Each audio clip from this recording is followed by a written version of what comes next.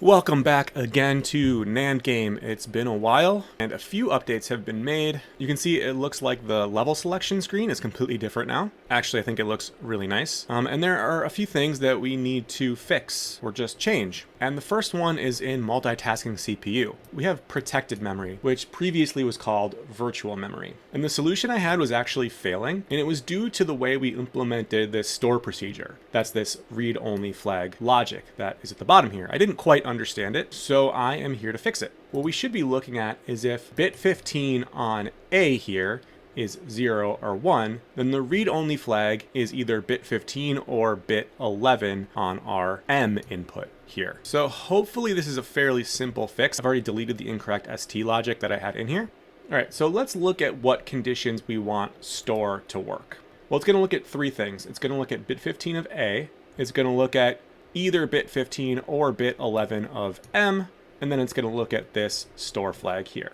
So since we have three conditions, we'll grab two ands and daisy chain them together to get a triple and. So we'll start with this one right here, where if not bit 15 of A, so if bit 15 of A is 0, and bit 11 of M is 0, so not bit 11, we'll invert that, and the ST flag here is 1, that's our first condition where we want to allow store to be enabled. The other condition is if bit 15 is 1, so we'll hook that right up to bit 15 of A, and bit 15 of M is 0, so we'll invert bit 15 of M. And again, we have three conditions here, so we'll need a triple and. Hook that in here. And then again, the store needs to be 1, so we'll hook that straight in.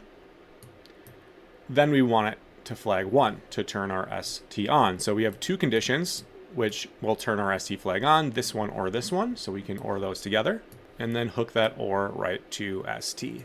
And hopefully, if I understand this correctly, this should work. Let's try it. Yay, we got it. All right. So our protected memory is complete. If you want to know how the rest of this level was solved, you can go back and watch the first part of the virtual memory solution, and all of that is correct. And I will put a link to the multitasking CPU video in the description. So the next one is Stack Machine, and in jumps, we have this stop macro that we need to write. I think this is a brand new level. So this stops execution. Since the processor can't actually stop, implement this as an infinite loop.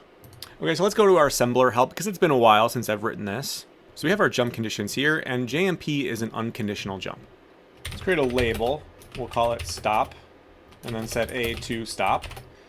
And that doesn't work because I guess stop is a reserved word, so let's call it loop. And then we can just do an unconditional jump. And this will just loop through this code forever. So let's check solution, and there we go. And I looked, and it looks like that is all the levels completed. One new one and one fix. And we can look at code generation again because I was told I overdid it a little bit. Licorice Lover told me that you actually only need 5. So we can delete all these ones and this top one here. And apparently these 5 should do the trick. So let's try it. So there we go. We've got everything completed again officially, although this high-level language isn't a green check, but I assure you we did complete everything. Yep, and I will check again to see more updates in the future, since it looks like this game is actively still being worked on. I'm sure there will be some changes. See you next time.